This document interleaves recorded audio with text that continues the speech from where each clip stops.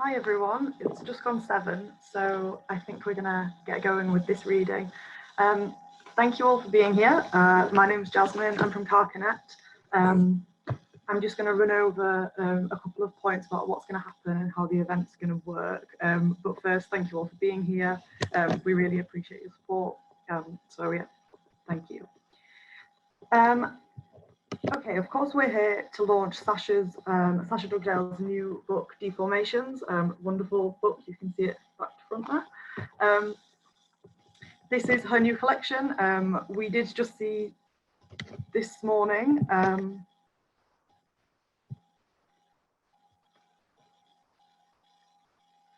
Someone's just put a message in the chat that I'm playing music, but I'm not playing any music. Am I?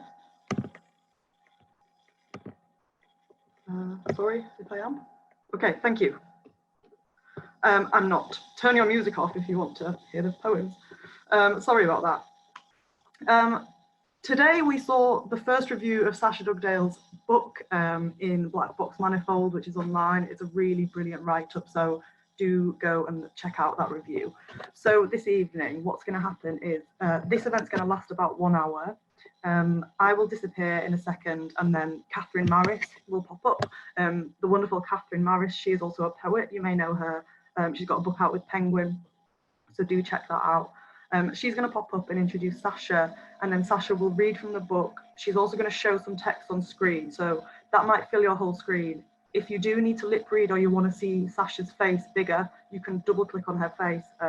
Or if you're having problems with any of the tech, please find the chat box. I can say that you've usefully found it to help me with the music problem. Thank you. Do let us know what you think as the reading goes on. Please also try and find the Q&A box. At the end of the event, there'll be a couple of minutes to take audience questions. So please do put your thoughts in there, ready for Kathryn to put to Sasha later on. So obviously you've all paid £2 to be here. You will get a discount code in an email tomorrow, so look out for that. I'll also put it in the chat for you now, but that'll come in an email tomorrow, so don't worry about clicking on it now. I think that's all the housekeeping from me. Yeah, I'm going to hand over now to Kathryn and Sasha.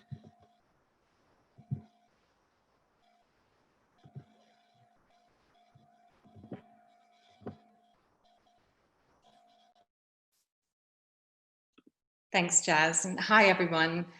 I'm so happy to be here with all of you, even in this webinar format, to celebrate Sasha's 5th collection, Deformations.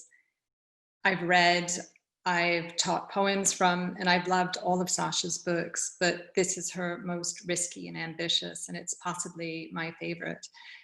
Sasha's voice, which is so gentle, humane, and original, is surely enriched by her parallel career as a translator from the Russian, and also by the many years in which she edited Modern Poetry in Translation, or MPT. Sasha is gifted with the short lyric, and she has a flair for exploding and distorting received forms like ballads and villanelles when she feels like it. But she's also mastered the difficult long poem. Her extended monologue, Joy, in the voice of William Blake's widow, Kathryn, won the Forward Prize in 2016. Deformations also uses the long form, but more in the context of sequences, one of which is based around the artist Eric Gill, and the other sequence is a reimagining or even a strange translation of parts of the Odyssey through her own particular lens. Sasha herself, like the ancient Greeks she writes about, for whom hospitality was vital, is a deeply welcoming and generous human being, and I'm personally so grateful for the kindness she showed me when I moved to the UK, which is the kindness she shows everyone and the kindness and empathy she conveys in her poems, even when the subjects, such as Eric Gill, occasion disillusionment and even rage. So the first poem in the book, however, is a tender lyric about a girl and a hare, whom the girl and the poet anthropomorphize. So Sasha, welcome and congratulations. And could you read Girl and Hare for us and perhaps say something about its positioning as a kind of preface to the book and what themes it introduces? Hello, Kathryn. Hello, everybody. Thank you very much for your introduction. Before I read, I just wanted to say very briefly how glad I am to be here, how scary this is. It's somehow incredibly frightening to be sitting in my own house with all these unseen listeners, but I'm really grateful to you all for coming along. I have a few thank yous, and I wanted to say them at the beginning because it seemed just important to start by saying thank you so much to Kathryn for launching this book with me. Kathryn was there at the very start of the book, and I'll explain how in a while. But she's also a poet whose work I admire greatly and who's a fantastic teacher as well as a poet. And I knew as soon as I was asked who I wanted to launch the book with, I knew it had to be Kathryn. We've had so many conversations which have restored my faith in poetry over the years. I'd also like to thank Jazz for hosting this event so brilliantly, and Andrew Latimer, who designed Deformations and produced it, and of course Michael Schmidt, my publisher at Carcanet. I'll start by reading the poem Girl and Hair. I only want to say a few words about it, and that is that it suggested itself as an opening poem for this book because, as you'll hear, it's a sort of tableau, but it's very unresolved. So it was a poem that suggested itself as an opening to the book. Girl and Hair. There was once a girl, and she had a hare as a pet. It was so long and brown and soft. It stretched its body next to hers on the sun lounger, where she lay in her oversized sunglasses, little and freckled. The hare had the tautness of game. Its hind quarters were round and solid, but she could nest its paws in her hand, wring them with her fingers as a poacher might, but tenderly. When the sun was bright, she could see through the hare's hind legs, its thin skin thrown hurriedly over bone and tendon, the light pulsed red and sombre, as if the hare itself contained a small convex sun, like a red blood cell. Hare had a narrow breast, like hers, rosed with fur, and little childish shoulders, but forearms like a strong man's, the sinews and fibres twanging soundlessly as it shifted. Now it lay still, although hares never sleep, its lip moving gently and its amber eye waxing and waning. Hare is apparently drowsing. The girl removes her glasses, places them on Hare's face, and closes her eyes. This is Hare's moment, as long as her and as old.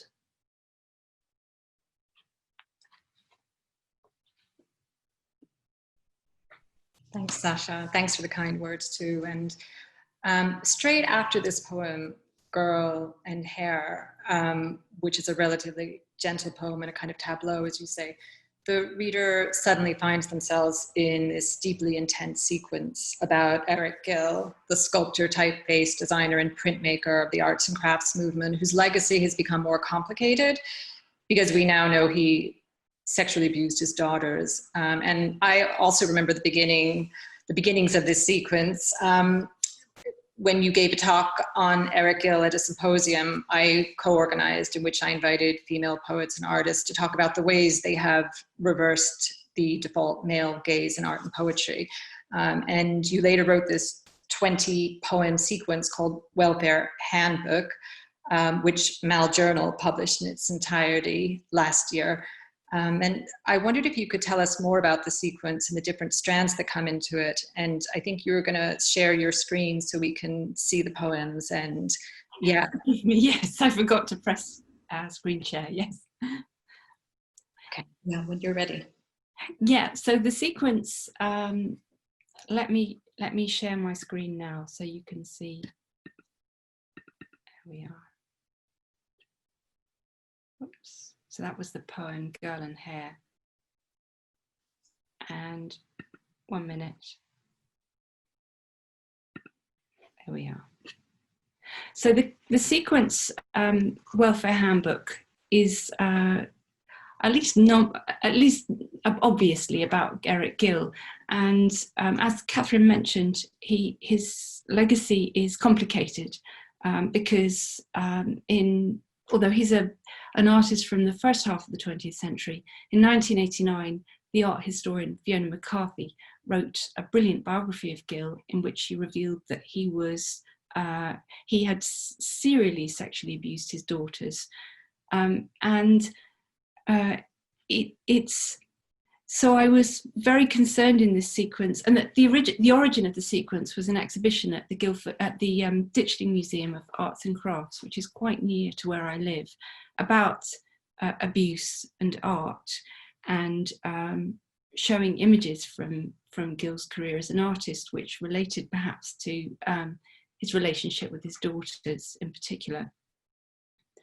The sequence is not really, it is about Gill, but it's not biographical, or certainly not in the way that we think of that word.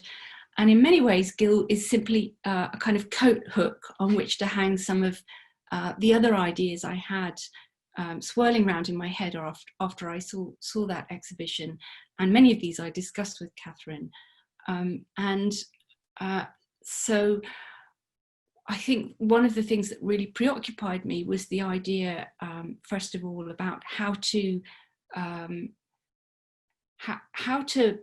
look at the work of an artist in the light of biographical information when we find out that they lived a less than immaculate life, or even a completely reprehensible life.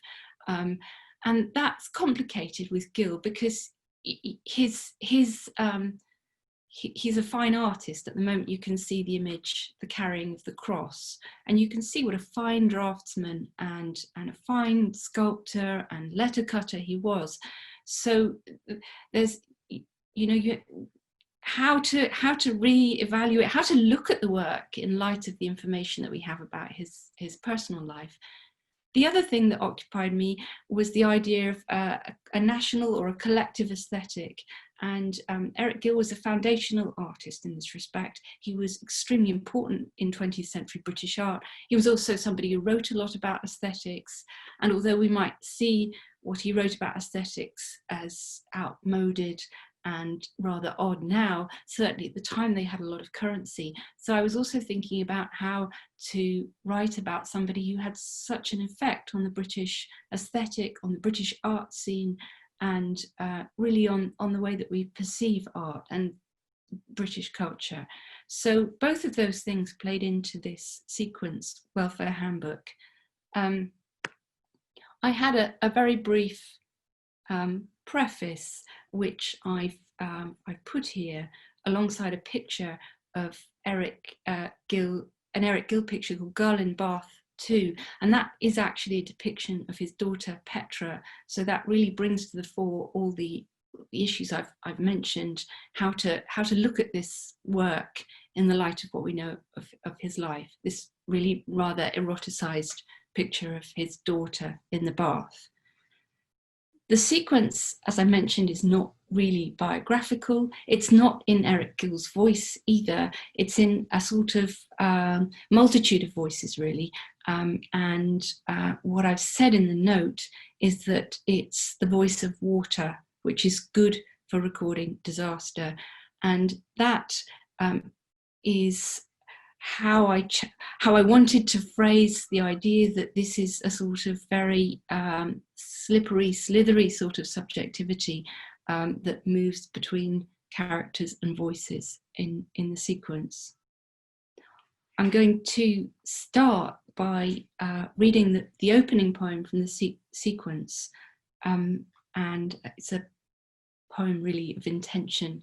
And again, I really wanted to emphasize that this is not in any particular voice.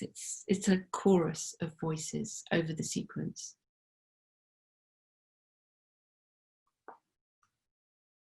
A female peacock would be a monstrosity. What shape would it assume? How hard it is to envisage a building that goes up and up. When I write about this, shall I bang my fist on the pound of paper to puncture it? Or shall I gradually entrap my subject with words written in mucus and the outgoings, in discharge, in dirty things like cleaning cloths, retreating onto the sands of flirtation where masculinity is exhausted, prickled by marram and saltbush, dragging the long shaft of his cross.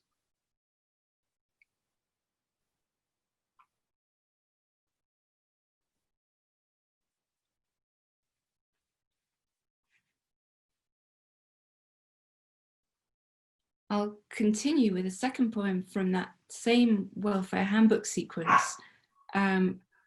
This is a prose poem, and I think we're going to talk about this in a moment with Kathryn. It's worth saying, actually, and I know we'll talk about this, that the presentation of this sequence was very important to me because it's about a sculptor, letter cutter, somebody for whom the image on the page was very important. I wanted to carry that through in the sequence, and I got so much admiration and thanks for Andrew Latimer, who put up with all my, could you move that poem down 2 lines? Could you move it this way? Could you move it that way? It was extremely important to me that the sequence suggested something visually as well as literarily. Why add to the shimmering, slithering mess in the warehouse? Why scrape the plate? Throw away nothing. Wear clothes until they become clods of felt in the soil. Say nothing. Never cut a hair on your head. Never shave. Welcome the emission, the fluorescence, the excrescence. Shuffle on your knees like the old women climbing the stones to the weeping Madonna. Prostrate yourself in front of the sun and the sun's son. As many stinking bin bags as there are grains of sand on the shore at Cyrene, between the oracle of sultry Jupiter and the tomb of old Battus. Perhaps a private beach now, or maybe a launch point for inflatable dinghies. As many cotton buds as there are stars in the sky to behold the illicit fumblings of men in railway carriages.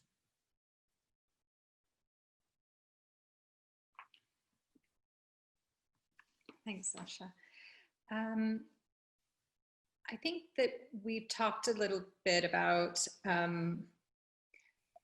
it's related to the presentation in your poems about the fact that some of the poems are titled and some are untitled, and you've said to me you don't have much to say about that really, but the fact that you think so much about presentation, I was wondering, I think it's to do with the fluidity of your voice, you know, and that fluidity creates a situation where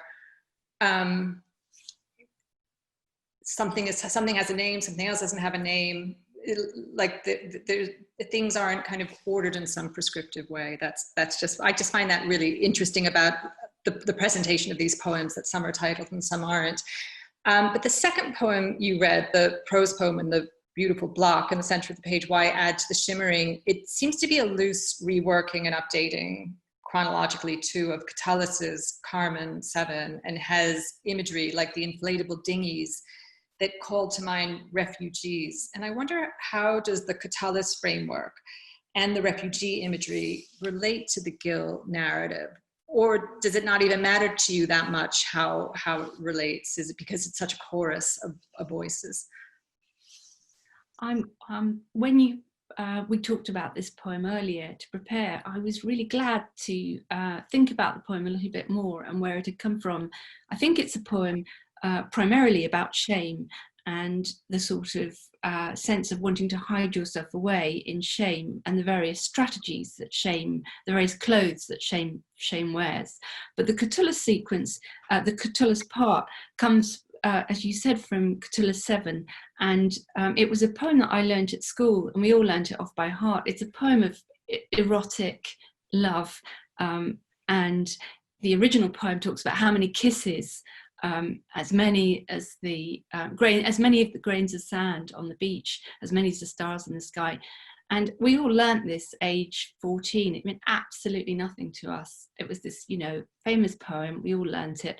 And so there's something about that, the sort of reception of this erotic poem by teenagers, just as a convention handed down, that something that had become entirely normal and received, I suppose, that seemed to, when I look back at the poem, this is with hindsight, because I don't think we write poems necessarily like that, but that fitted with the idea of received culture and Gill's legacy. But it fits in that poem because the poem is about responding to abuse with shame, I suppose, largely. Okay, thank you. So I don't really associate you with concrete poetry, but you have a concrete poem in the sequence, Welfare Handbook, and this Zoom format seems an ideal way to display it. So I wondered if you could display it and tell us a little about it, even though it's not an easy one to read. So this poem it's called 1X for Mary and 2X's for May. And I'm not going to try and read it. You could see it would be completely impossible. Well, they're quite fun. But the poem is, the title of the poem is taken from one of Gill's diaries. Gill was a sort of obsessive recorder of his sexual exploits, and he coded them. Not particularly, it wasn't a particularly difficult code to decode, and Fiona McCarthy did that. But this particular code, 1X for Mary and 2X's for May, is fairly self-explanatory, I think. But what I was really just doodling. It was an accidental concrete poem, and I realized what I was doing was creating a sort of alternative sculpture out of this really depressing line from Gill's diaries, which turns it into a pattern, something that's given shape, a sculpture, but is also a kind of slightly scurrilous shape. It's kind of Zeppelin-like, it's phallic, it's kind of trundling along, which I liked. It made me laugh when I saw it, which was good because I'd been feeling depressed by the line. So in the end, I thought of it as a kind of piece of graffiti and an answer to Gill. And I spent quite a lot of time getting it right, inching the X's across so they match, and enjoyed that intensely. It was the most fun poem to write in this sequence. Yeah, I like it too. I wondered how you responded to the Gill retrospective at the Ditchling, and what did you feel about the responsibilities of the curator? Because I think the penultimate poem in the sequence, in Interview with the Keeper, addresses those responsibilities in an oblique way. After I decided to write the sequence, I did actually talk to one of the curators at the museum, and we had a chat, and it resulted in a poem, which I'll read in just a moment. But I think the thing that struck me is, and it's perhaps what I'd come to as well, is that really there is no way to combine these two things, reprehensible life and the art. And in fact, what you end up doing is being torn into yourself by considering them. And so that, in effect, is what this poem records. And it's, let me just share my screen again so you can read it. It's called An Interview with the Keeper.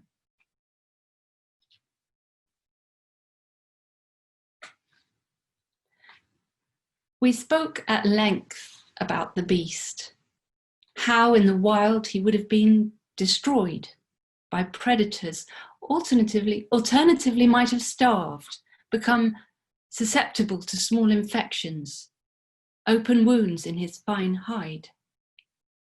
Truly, the maker of this beast is a genius. He burns so bright on the fields and in the valleys. If it is possible to say of a beast, he had imagination, he had vitality. Even in his cage, he is proud. There are no shortage of admirers. But, says his keeper, I can't help looking into the flaming depths. I glance in, then away. I bring him food, but I can hardly bear to look him in the face. Behold him, then shrivel, stretch, and weep. Look, and look away. This is the pattern of my guardianship. I turn my pictures to the wall. I have no mirrors. I talk into the night about my Janus neck, supporting two heads, two sets of eyes. My conjoined sensibilities, the heavy key of the cage. Sometimes, I continued, I feel that I am the beast, and I am confined. Sometimes, I finished, I feel the sea spray of spittle on my neck as I shovel, and it is me spitting.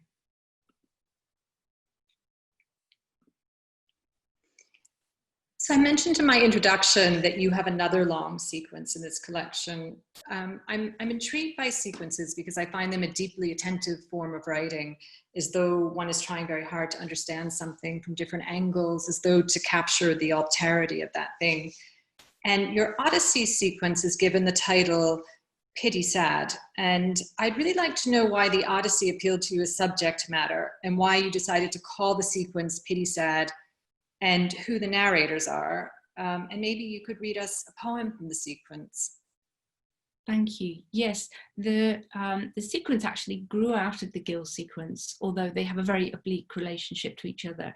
There's a poem in the book called Nausicaa welcomes Odysseus welcomed from the sea by Nausicaa. That's the title. It's actually the title of a frieze by Eric Gill, which is at the Midland Hotel in Morecambe Bay.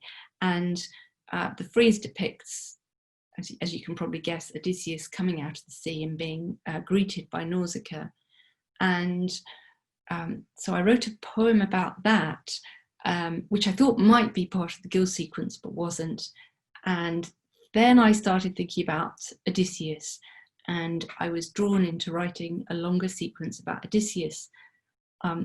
So the sequence is not at all related in theme or perhaps preoccupation.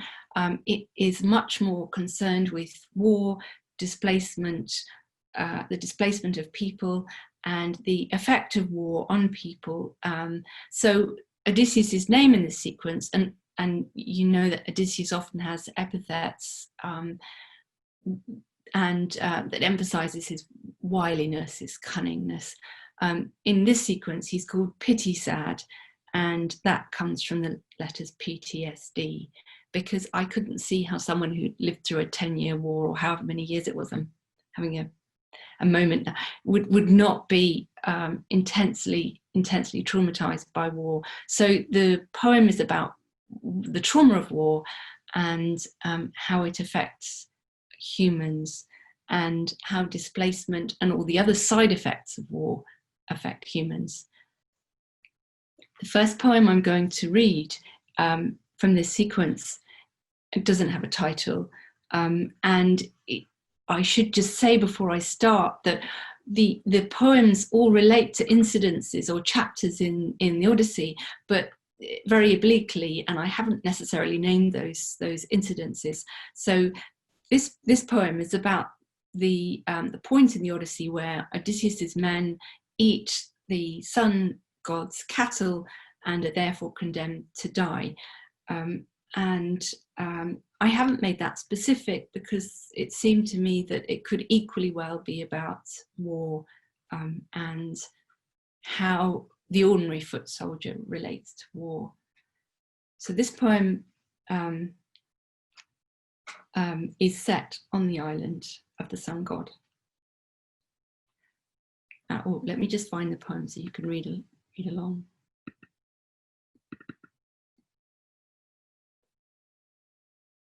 Our shadows are as long as the life before us. Here on the beach with the fire lit and the galley drawn up out of the surf.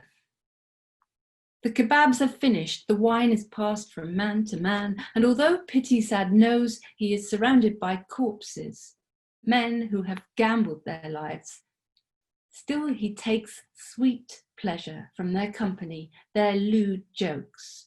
How they hate everybody, and most of all themselves. A full belly and a party, and they'll see themselves out, because what is life for them but a veil of tears, and the empty seas are worse than Hades. We'll get this, says one, and no need for change, won't be needing it where we're going. They wrap themselves in patched up jackets as the fog comes up the beach towards them and huddle round the orange sun of the fire. We preferred brutishness to wiles. Although we're not brutes, we're just the hungry, and night is descending now. But think how they barely ran from us. One looked at me like my own daughter, her eyes glistening as I brought down the axe. And all the wine in Ithaca won't wipe out that stare. Fucking hell, Pity Sad, if you won't berate us, at least play us a tune on your bastard lyre. Thanks. This might seem like an elementary question to you, but it's not really my area of expertise. And my students sometimes ask me where the line is between a translation and a version and a complete reimagining of a text. And I wondered how many degrees away from translation is a poem like this, and how important do you think the label is? This poem, I mean, this isn't really a translation at all, although it does have elements of a poem by Brodsky in it. And in fact, the sequence altogether has, it is quite strange for me in that I decided that what I was really keen to do was to have some sort of conversation with other writers who I particularly admired. So not translations, but conversations. And although translations are also conversations in their own way. Shall I stop the share there? There we go. So there are a number of people in this sequence whose work has really influenced me and who I wanted to respond to. And they include Don Miche and Kim Hai-soon, Brodsky. There's a Mandelstam poem, Marina Stepanova, the poet I'm translating at present, Lorraine Niedecker. There's just heaps of small references and moments of contact which were really important to me because I wanted it to be quite a sort of global sequence in a way. And one of the principal things about the sequence is loneliness and the terrible loneliness of war and displacement.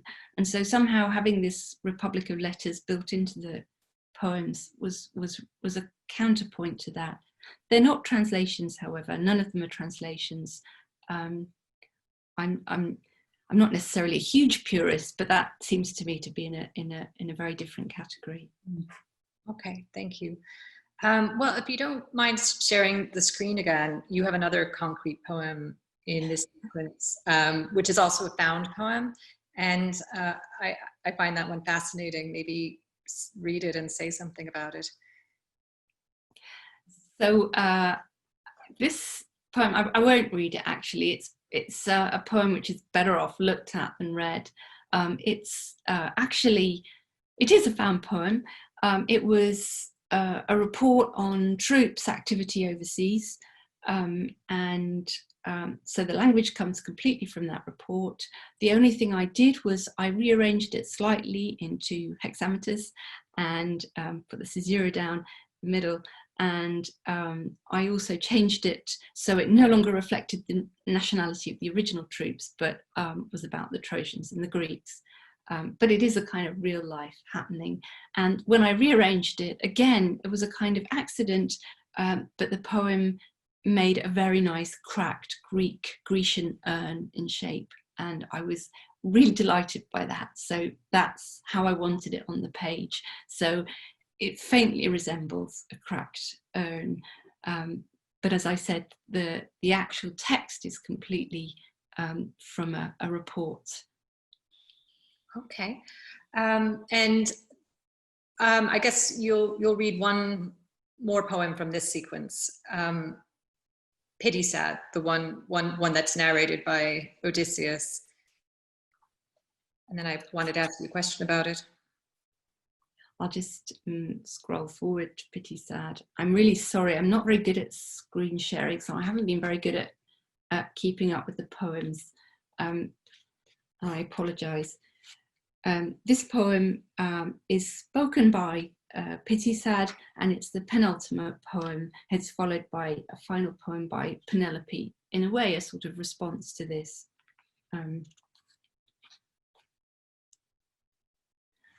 I entered a city at night, Penelope. I couldn't tell whether it was half built or half destroyed.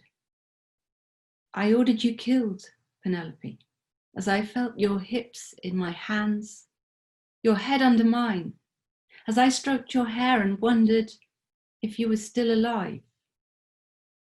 I moved through the streets and they were silent, but I kicked down doors. I crouched in stairwells and I saw you emerge from blasted places, holding up my old coat and looking for me. It was a cloudless night and the stars were tiny holes in the sky's blackout. Beyond that dark fabric, there's a lit room, brightly lit. And although I can't dance, Penelope, we were dancing. I burst into a room, a few women huddled, clutching pomegranates. I thought they were bombs, Penelope. I swear, I thought they were bombs. So there's guilt, there's PTSD in these poems. I also wondered if did you feel that love and destruction are in some way inextricable, or is it more to do with the destructiveness of narcissistic male figures, like Eric Gill and Greek heroes and even our own leaders? I'm not putting Pity Sad in that category necessarily, but there seems to be something very destructive about him, obviously. Yeah,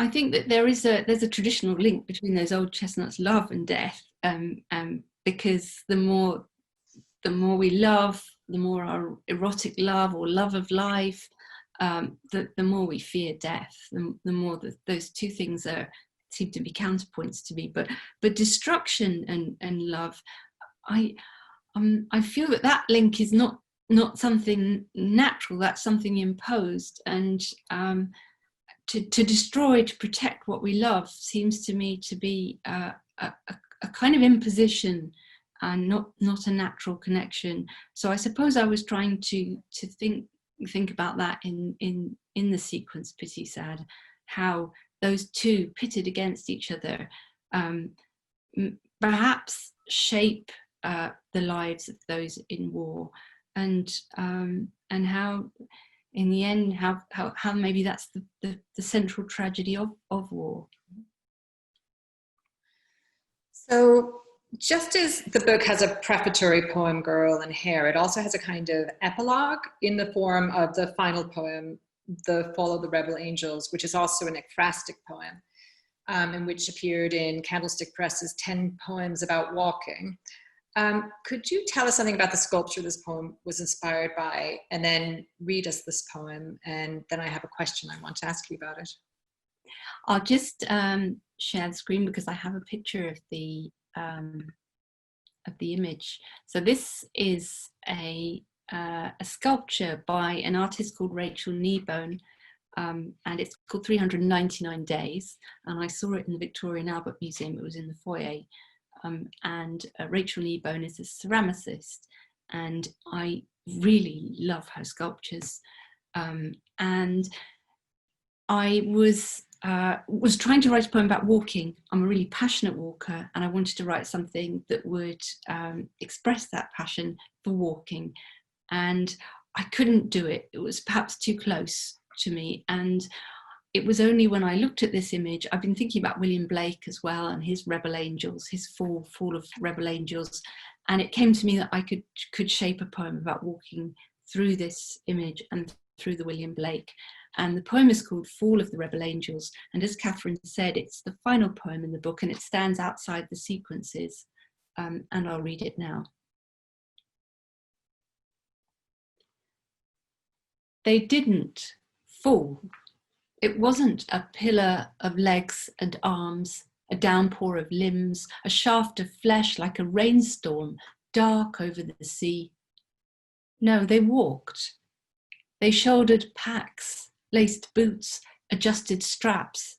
In high-spec technical wear, fleeces, gaiters, fearless, the angels dropped from mountaintop and picked through the debris of rock, hopped over pavements, sundew, grikes down scarps and slopes, entering the world on the thinnest paths, the GRs from the stars, the trails, the aura of a rope team on a glacier, the scramble, the clumsy jump, the odd angel on a bog, jumping like a man from clump to clump of cotton grass, falling into mud on a seraphic arse, over stiles and gates and shifting slate in dry stone walls, built before the world knew how to fall, and bathing in tarns, marvelling at lambs, napping under pines, walking, walking in angelic lines.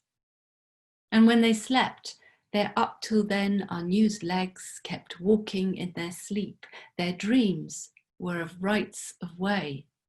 And even when the coming of day meant binding feet and the dampness of wings, still they hoisted their packs and took their flasks and walked, lacing the land with endless small tracks which led where angels did not fear to tread, down into valleys and snaking over passes. Shining tracks visible to the naked eye, the man in glasses, the woman holding a map. Daily trespassing angels, angels who walked and fell from grace into mountain streams. Forgive us our lack of dreams. We have forgotten how to rebel.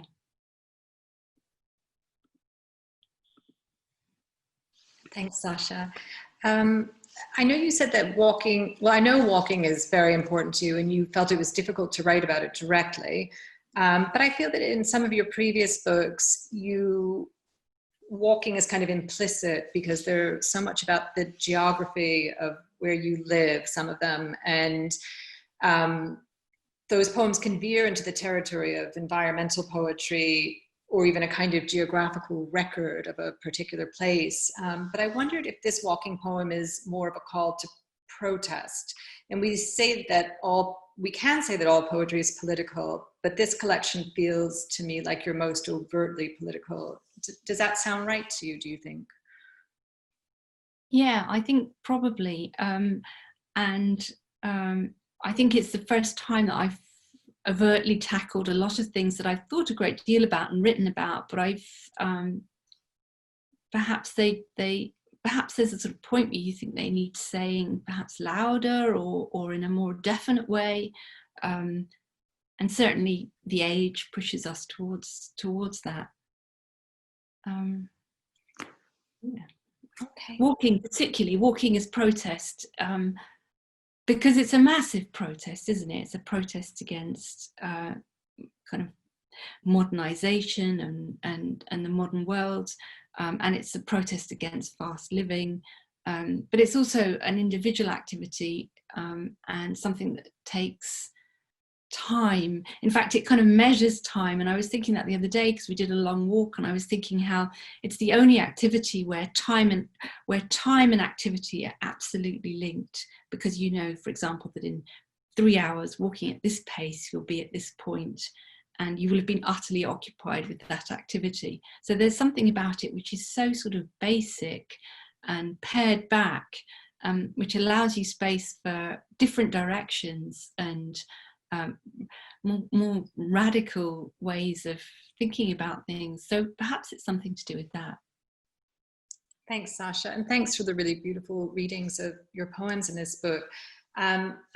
I see that there are some really interesting looking questions from the audience. So shall I ask you some of those?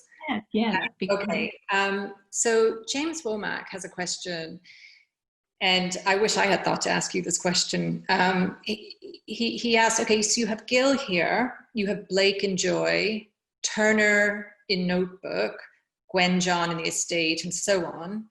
Can you say something general about your relationship to British/English art and artists? You speak about national aesthetics. Is this a theme for you? Oh, that's a really good question. I'm really, I'm very interested in the visual arts, and I love looking. I think that it's something to do with looking rather than the visual arts per se. And those people that I write about are very good at looking themselves, or those artists. The other thing, I suppose, is that there's an aesthetic, but it's a wordless aesthetic, although, you know, in the case of Blake, it isn't wordless at all. So there's a space for reflection and dialogue and perhaps translation. So maybe it's something also to do with that, the mode of translation applies there, which is a mode of conversation and dialogue. Yeah, I think perhaps that. And now we have a question from Mark Fides, or I'm sorry, I don't know how to pronounce his surname. And he says, it looks like your book is typeset in Perpetua, and were you not tempted by Gill's other famous typeface, like Gill Sans? The book was emphatically not typeset with any Gill fonts. I asked Andrew when it was prepared if we could avoid all Gill, we could avoid all Gill fonts. Because, you know, like Joanna, Perpetua, Gill Sans, they're absolutely everywhere. And Faber typesets everything, I think, in either Perpetua or Joanna.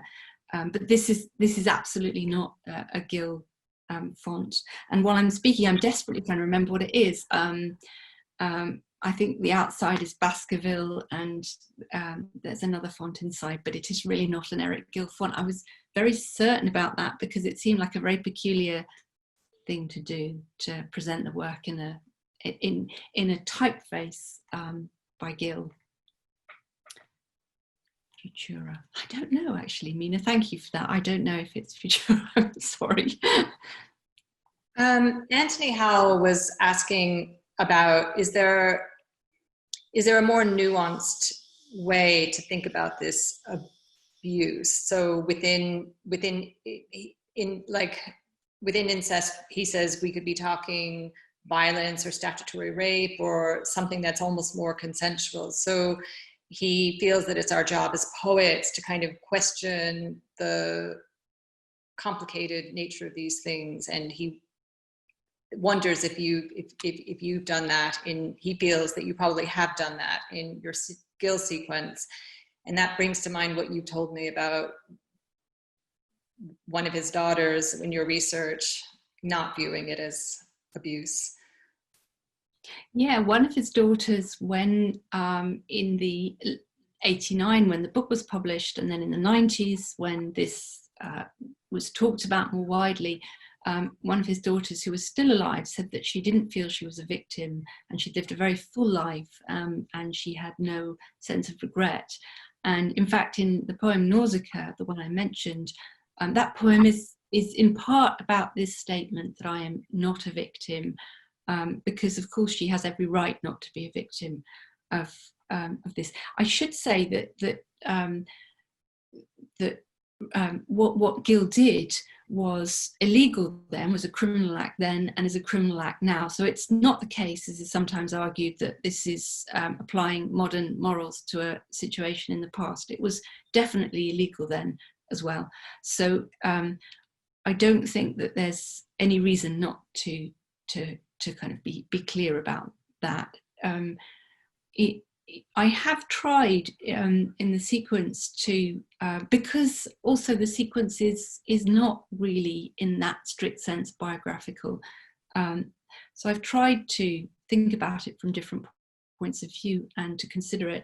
But I suppose, however nuanced we are, I did feel really very angry. And I think perhaps my main struggle was how to turn that anger into something that was creative and stood in its own right. Okay. Mike Sims wants to know if walking is an act of extroversion or introversion in relation to poetry. That's a really interesting thing. Well, I'm a really passionate walker, and I'm probably quite an introvert. I don't know if that makes any difference. I'm not sure. Extroversion or introversion. I'm not quite sure I understand the question, or I have a sense of the question. But it's a very lonely activity, and it is all about the individual and the landscape. So perhaps it's an introversion rather than anything else. So John Mee says this book could be seen as representing a risk in terms of its subject matter, in particular the Gill sequence. And he wants to know if you consciously decided to write a risky book, or having realized that the book's subject matter could be seen as risky, did you worry about the risk? I'm really a terrible coward. So I wrote the book because I needed to write the book, and I wrote the poems because they literally came out. They were the poems I had to write. I never considered anything while I was writing them beyond how I would make them what they had to be, and sort of pay my debt to those poems and the writing. So that's as far as I thought. It never really, I mean, maybe it's incredibly naive, but it never really occurred to me that it was risky or not risky to write about Gill. So I suppose my only moment of worry was when I actually came to publish them as a book. I suddenly thought, I wonder if this is right. But the facts are immutable, and as I said again, it's not. Gill is a coat hook on which I hang other preoccupations about art and the legacy of art, and how we treat art by characters who live less than moral lives. So again, related to the Gill sequence, but a different question. I think a good question worth unpacking a bit more. Phil Shaw wants to know more about what the voice of water means to you. That was a quote, and the quote is in the final poem of the sequence, and it reads fully like this: "For English is a language of water and good for recording disaster." And it's from Valerie Mayer Casso's The Blue Novel, which is translated by Michelle Jill Montero.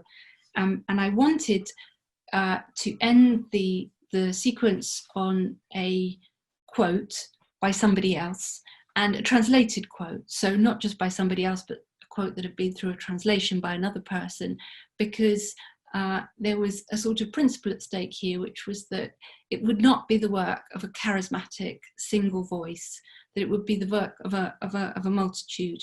And so water in that way represents that unseen, unheard multitude. And I think also the idea of water writing disaster very well is a really beautiful idea. And I'm very glad to Valerie for having had it. I don't think we have time for more questions from the floor, so to speak, but I just did want to mention that there is a whole middle section of the book containing more conventional lyrics, all with titles, one of which is that uncomfortable ballad, the Nausicaa Ballad, that you mentioned, that you wrote kind of before you wrote the Pity Sad sequence. And I just wondered if you had time to just say something general about that middle section of the book so it doesn't get completely neglected. Thank you. Yeah, the middle section is composed of poems that are sort of lyric entities rather than parts of the sequence. And it includes a poem that I wrote for the Sean Scully retrospective in Newcastle, and a poem which is for the W.H. Graham anniversary, and several poems which relate to the theme. So the poem about Nausicaa, and so they felt as if they belonged in that body of writing, which is why I wanted to include them. They had the similar preoccupations to the Gill sequence and Pity Sad, and they seemed to just sort of amplify those sequences. So I wanted to put them in and connect them. And as the two sequences do, I hope that those individual poems also look at the deformation really of individual experience. Yeah, I think that's what I want to say. Well, I think it's time to probably finish the event now. And so maybe we can all give Sasha a big virtual round of applause for the wonderful readings and this really wonderful book, also incredibly beautifully designed. So thank you so much, Sasha. Thank you. Thanks, Kathryn. Thank you both. That was such a wonderful event. Thank you guys for all being here. I can see lots of clap messages coming in. Well done, Sasha and Kathryn, on navigating the technology. I thought you were very elegant, and it was great to hear you talking about those poems. So thank you so much. Like I mentioned, everyone, check your emails tomorrow. You'll get an email and it'll have a link to buy the book, and there'll be the discount code in there, so don't miss that. And please join us this time next week. We're launching Chris Beckett's new collection, which is called Tenderfoot. He'll be talking to Daljit Nagra about that, so that will be a really great event. Please do sign up for it. That's all from me. Thank you so much. Bye-bye.